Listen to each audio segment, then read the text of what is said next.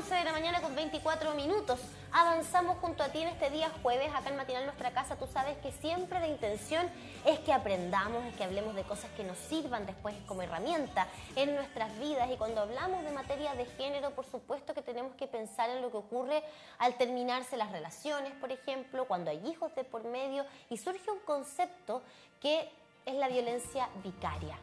¿Pero en qué consiste en realidad? Es un nombre igual bien raro, de pronto usted dirá de qué están hablando. ¿Vicaría acaso? No, violencia vicaria. Exactamente, nuestra abogada Patricia Leiva está aquí para contarnos acerca de esto, conocer el concepto y por supuesto las herramientas legales que hoy día acompañan a las personas que sean víctimas de esta violencia. ¿Cómo estás? Bien, muchas gracias por la invitación. Sí, gracias por estar acá para poder explicarnos esto que es tan importante y es tan sensible, porque claro, a lo mejor desde el punto de vista del derecho siempre estaban establecidos los tipos de violencia, pero para la sociedad se asociaba la violencia solamente a lo físico, al golpe, al maltrato, pero hoy día hemos aprendido que la violencia involucra muchas cosas, y no solo directo, sino que incluso lo que escuchan, lo que ven, para que nos expliques este tipo de violencia, la violencia vicaria. Bueno, la violencia vicaria es una manifestación de la violencia de género que a la vez es maltrato infantil y que tiene lugar cuando el agresor, hombre, con el objeto de dañar a la mujer como fin último, ejerce la violencia sobre los hijos o hijas en común, que es lo más habitual, o contra cualquier ser significativo para la mujer. Hemos visto casos incluso que han matado a las mascotas de la mujer. Wow. Eso también es vicaria, porque vicaria viene del nombre de interpósita persona. En el fondo ahí hay como una triangulación. Yo quiero dañar a esta persona, pero lo hago por otro. Y el daño colateral, que es el fin último, para la mujer. Ahora, claro, en este caso ese ejemplo es como muy extremo, ¿no? Ese es llegar a un extremo de quitarle la vida a un ser amado para esta mujer, pero ¿cuáles son las formas más comunes en las que se manifiesta la violencia vicaria, al menos en tu experiencia como abogada? Mira, violencia vicaria hay cuando este papito corazón no paga la pensión, por ejemplo, porque eso sería la violencia económica.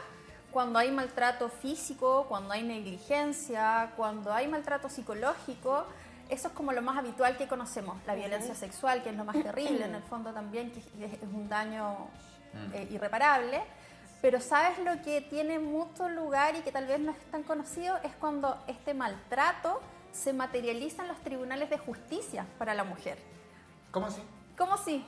Porque el hombre utiliza los medios judiciales, las acciones judiciales, para interponer denuncias por vulneración de derechos, para pelear el cuidado personal o la custodia y todo, pero no está motivado por un interés superior del niño. Entiendo. Está motivado, ¿utilizan a los juzgados? Exacto, está motivado para amedrentar a la mujer, para mantenerla en forma permanente con este estrés psicológico que significa estar en un conflicto judicial. Eso sería otro tipo, esta violencia judicial que es violencia vicaria también. Y en ese caso hay una correlación entre violencia judicial, que es esta utilización con el abuso del derecho, donde hay una correlación de violencia institucional. Al final las instituciones, la gente que está inmerso en el Tribunal de Justicia, el curador ad litem, la persona que va a hacer el informe psicosocial, también ejerce violencia institucional, porque convengamos que hay un montón de sesgos y prejuicios y estereotipos en relación a la violencia de género, que también lo podemos definir. Pero claro, ahí es más difícil porque entiendo que no se legisla por intenciones, sino que finalmente por hecho. Después se podrá descubrir, claro, que hay una intención no por el bien del niño o de la niña, sino que más bien por hacer esta presión. Pero sí tenemos, por ejemplo, entre medio situaciones que son bastante complicadas, sobre todo, a lo mejor no directamente, pero sí en ese comentario, oye, tu mamá, oye, la tal por cual, oye, mira con quién anda ahora, mira cómo se, no sé, cómo se viste, qué sé yo, y se lo van comentando a esos niños y niñas en casa. ¿Eso también es parte de la violencia vicaria? Tiene un nombre, se llama violencia vincular, porque lo que tiene por objetivo es romper, es dañar, es obstaculizar este vínculo entre madre e hijo. Ahora, entendiendo que también se puede ejercer desde la otra vereda, ¿no? También hay casos en los que esta violencia vincular se puede dar desde la madre hablándole mal de su padre a los niños. Va y viene, pero particularmente con el tema de la violencia vicaria se relaciona directamente con la violencia de género, y sí me gustaría que lo definiéramos, porque de pronto, sobre todo en este contexto social en el que nos encontramos, ¿no? de pronto se tiende a pensar que son términos inventados, que son cosas que se utilizan con fines políticos, que hay una victimización del género femenino en este caso, por inventar que somos víctimas de, y yo creo que es importante de pronto entender que muchas de las acciones que nos rodean, actitudes, palabras, dichos, actos, etcétera, son violencia de género, que tienen definición y que la ley también lo acoge. Y ese es un punto súper importante, que nuestra legislación hoy día lo contempla, ¿no? Exacto, mira, primero, el 14 de junio del año 2024, es decir, hace pocos meses atrás, se entró en vigencia la ley 21.675 que estatuye medidas para prevenir, erradicar y sancionar la violencia contra la mujer, ¿ya? Y esa ley en el artículo 5, inciso primero, define la violencia vicaria y también incorpora este concepto de violencia vicaria que antes no tenía ningún reconocimiento expreso. Así que hoy día eso es ley. Ya. Antes también podría haberse aplicado por la Convención contra la Eliminación de la Violencia contra la Mujer y la Convención Belén do Pará, pero era muy difícil en el fondo que aplicaran esta protección, porque todas las mujeres tienen derecho a vivir una vida libre de violencia y sin discriminación. Entonces, para definir la violencia de género es toda acción u omisión que cause o que amenace causar muerte, daño o sufrimiento a la mujer por solo hecho de ser mujer. Ese es el tema. Esto puede ser en el ámbito público, pensemos en el trabajo, en la calle, en las redes sociales, como también puede ser en el ámbito privado, que es en el contexto esto de la familia y de las relaciones sexoafectivas, pololeo, noviazgo, matrimonio. Ya. Ese es el mundo. Esa es la definición. Para llevarle un ejemplo súper concreto, que es bien brutal pensar que hubo tantas personas que incluso hasta el día de hoy se oponen a que exista la tipificación del femicidio. Porque dicen, oye, a los hombres también nos matan. Pero para poner el ejemplo súper en concreto, si a una mujer la asaltan y producto de ese asalto termina en muerte, ¿eso es femicidio? ¿Es considerado violencia de género si es un asalto común, un portonazo, por ejemplo, para quitarle el vehículo? Ahí yo creo que entra este análisis de la intención que se tuvo. O sea, en el fondo, si es mujer, en el caso del portonazo tal vez no se da el ejemplo de que sea femicidio, porque no está pensado en que es mujer. Exacto, pero si esa misma mujer es asesinada en el contexto de una relación de pareja... Ahí sí.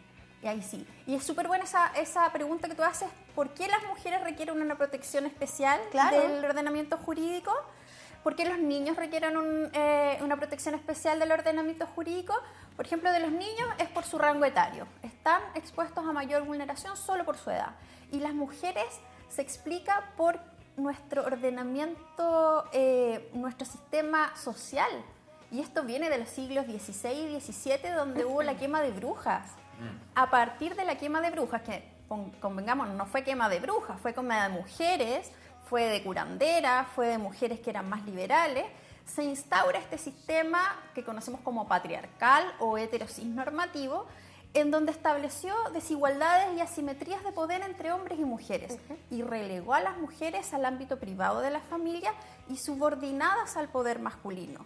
Y eso ha significado no solo algo malo para las mujeres, que sean más víctimas de violencia sexual, que tengan control, que ganen menos porque hay brechas salariales, porque siempre se les ha asignado el cuidado de los hijos y la crianza, etcétera, sino que también es malo para los hombres. Eso ha significado para los hombres que antes no podrían manifestar sus emociones, por ejemplo, que no podían participar corresponsablemente en la crianza de los hijos. Sí, eso es brutal. Exacto. Con respecto, y siguiendo la línea de un delito común y corriente, para un delincuente que de alguna manera su modus operandi siempre fue asaltar o atacar mujeres, ¿puede ser un agravante eso dentro de esta legislación? Mira, el Código Penal en el artículo 12, circunstancia número 21A, agravante, establece una serie de circunstancias que son en el fondo todas discriminación arbitraria, porque no tienen ninguna justificación, ya sea por género, por orientación sexual, por calidad de migrante, por religión y un montón de cosas más, y en el fondo sí, porque nuestro ordenamiento jurídico, ¿qué pretende? Garantizar el efectivo ejercicio y goce de los derechos fundamentales. Ese es el concepto. Cualquier cosa que atente contra eso tiene que ser sancionado, y no solo por la ley, sino que por cada uno de nosotros, por la sociedad. Ahora, con respecto a la violencia vicaria, tenemos claro entonces que está tipificado en nuestra ley, hay una mujer en este caso que es víctima, pero también sus hijos. ¿Cómo entonces se consideran a los niños, niñas y adolescentes que viven una situación de violencia vicaria? ¿Cómo los considera la norma? ¿Qué pasa ante un juzgado, por ejemplo? Ya, entonces ahora como la ley reconoce expresamente la violencia, porque se considerará también violencia de género la ejercida contra niños, niñas y adolescentes que tengan por objeto dañar a su madre cuidadora. Ya está, eso. ¿Qué efecto práctico significa? Que hoy día los niños, niñas y adolescentes son consideradas víctimas directas de la violencia de género, cosa que antes no pasaba. ¿Qué pasaba antes de esto? En cualquier parte había violencia de género, había BIF, por ejemplo, la mujer tenía una medida cautelar a su favor, por ejemplo, prohibición de acercamiento del agresor al hogar común, pero los hijos quedaban igualmente expuestos a la violencia de este agresor porque se disociaba la figura de marido, esposo, pareja, agresor de la de padre agresor. No lo juntaban. Entonces se veía por cuerdas separadas y habiendo esta medida cautelar de prohibición, porque en el fondo hay un peligro inminente. Finalmente. Claro. Y sabes que eso pasaba mucho como argumento incluso de los hombres, como yo nunca le he pegado a los niños. Claro. No me los puedes quitar porque yo nunca les he tocado un pelo. Pero a la mujer la golpeó y le hizo lo que quiso. Hoy día se considera, entonces. Es que hoy día, por suerte, la ley considera que los niños, aunque sean espectadores de la violencia, incluso aun cuando no sean espectadores, ya el hecho de que la mujer sufre esta violencia merma sus habilidades maternales o su salud para la crianza de su hijo. Entonces, son víctimas directas y requieren por eso una protección especial también. Bueno, y muchos de ellos también después cuando más grandes, los niños sobre todo, si ven esta conducta la repiten después y ha sido un círculo vicioso que se ha ido dando a lo largo de la historia. ¿Cómo se prueba la violencia vicaria?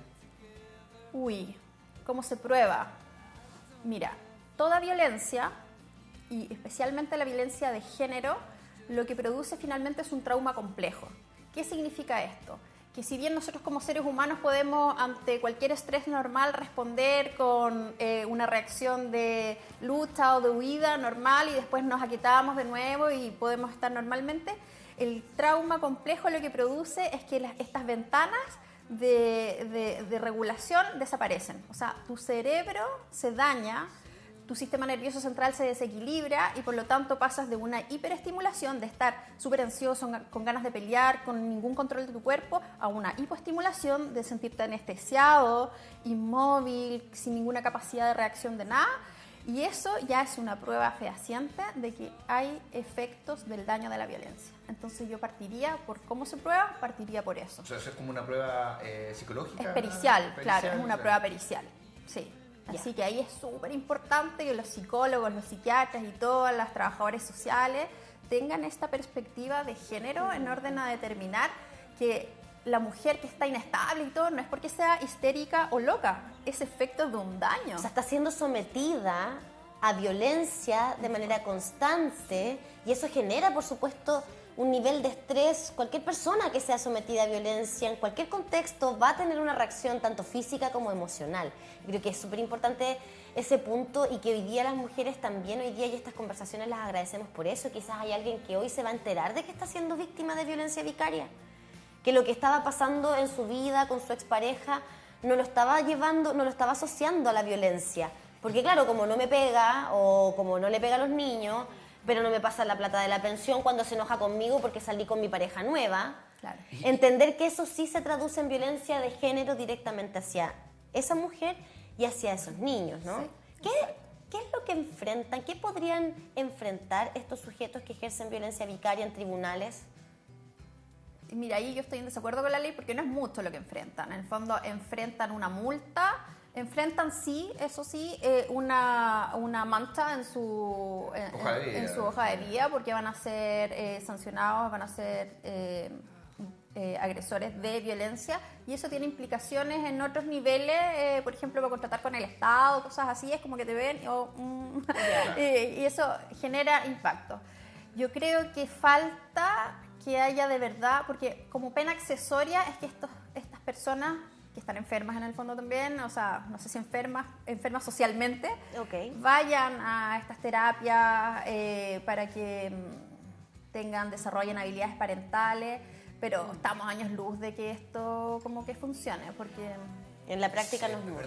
Oye, y con respecto al tema de las pruebas, claro, ya tenemos la prueba pericial, obviamente, que se hace, pero ¿qué se debe dar para que se genere el delito finalmente? Puede ser un mensaje que, hablando de los adolescentes, que el papá le mande al hijo comentándole algo de su mamá, por ejemplo, ese puede ser una prueba para que llegue, oye, aquí me están haciendo, per se, es lo único que tengo, a lo mejor no tengo la consecuencia psicológica como prueba, para que nos cuentes un poquitito cómo se va, cómo debe desarrollarse todo esto. Mira, en este ámbito se habla de la prueba de contexto. ¿Qué significa eso? Que uno va a analizar el contexto de la situación. Habitualmente cuando uno quiere probar un hecho, un delito, algo, va como a la fotografía. Aquí no sirve la fotografía, no sirve el momento. Uno tiene que analizar el contexto y por eso se habla de prueba de contexto. Es decir, a ver, por eso yo les digo a mis clientas, analicemos tu situación desde el día 1 que conociste al sujeto. O sea, y haz ese análisis en forma tranquila, te vas a demorar, no lo vas a hacer en un segundo. Y analiza el trayecto de tu vida y de esta relación y cómo fue tal vez disminuyendo tu autoestima y cómo lo que va pasando. Y por eso se habla de la prueba de contexto. Yo no me sirve la fotografía. Y eso es algo que yo peleo así como en tribunales o lo que sea.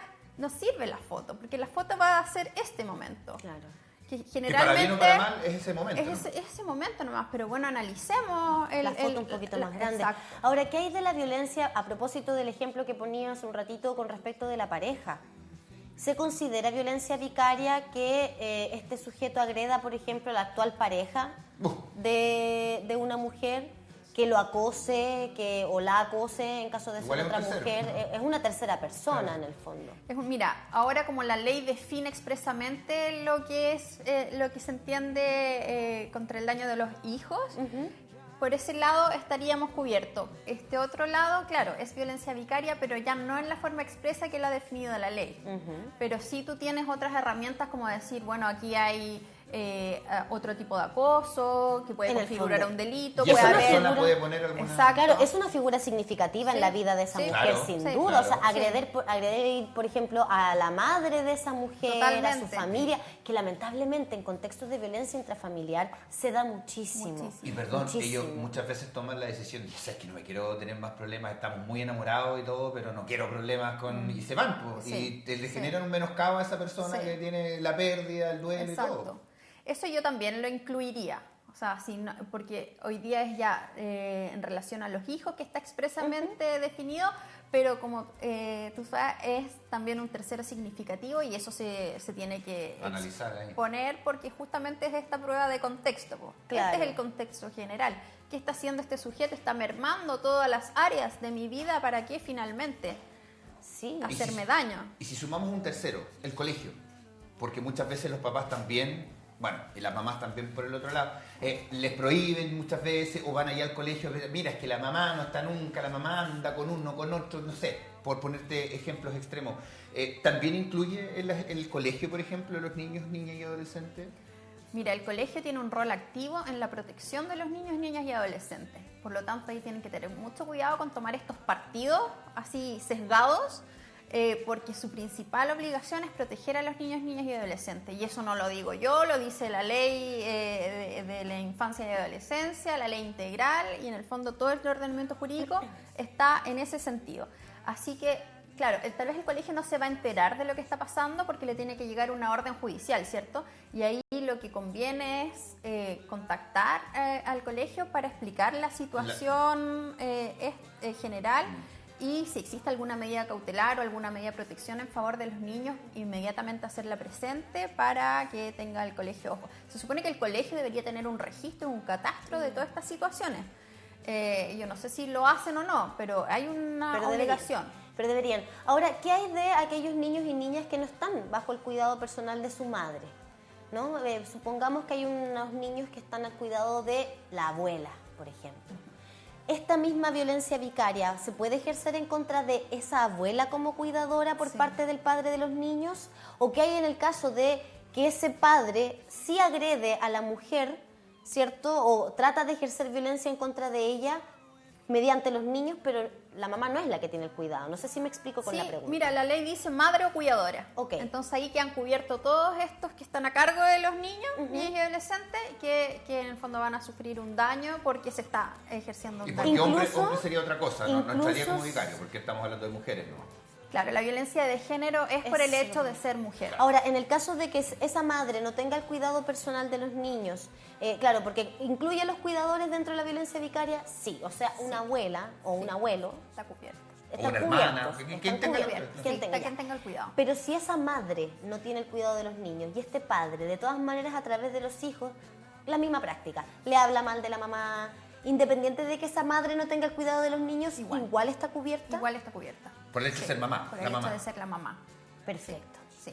Ya está un tema, claro. Por eso hacemos la diferencia, porque estamos hablando de violencia vicaria, porque también puede pasar del otro lado. Muchos estarán diciendo, yo tengo el cuidado de mi hijo y mi expareja me hace la vida imposible. Pero estamos hablando de la violencia vicaria en específico, que va hacia la violencia de género, claro, que es hacia la mujer. A mí eso me causa mucho escozor cuando veo los informes estos de las duplas psicosociales, que siempre hablan de triangulación. Cuando hay esta violencia, y hablan de violencia cruzada.